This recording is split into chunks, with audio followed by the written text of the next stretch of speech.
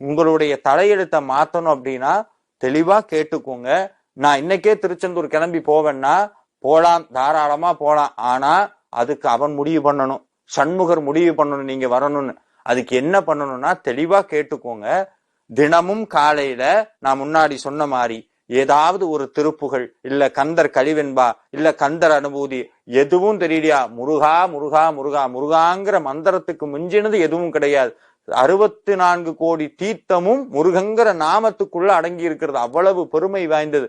முருகா நீ எனக்கு கனவுல வந்து உத்தரவு கொடுக்கணும், நான் உன்னுடைய கோயிலுக்கு வரணும்னு வேண்டுனீங்கன்னா முருகப்பெருமான் உங்கள் கனவிலே திருச்செந்தூர் வருவதற்கு உத்தரவிடுவார். எப்படி உத்தரவிடுவார்னா, மயிலாக காட்சி தரலாம், இல்ல வள்ளிமலை சுவாமிகளுக்கு வந்த மாதிரி கனவுல முருகப்பெருமானே வந்து திருச்செந்தூர் வான்னு கூப்பிடலாம்.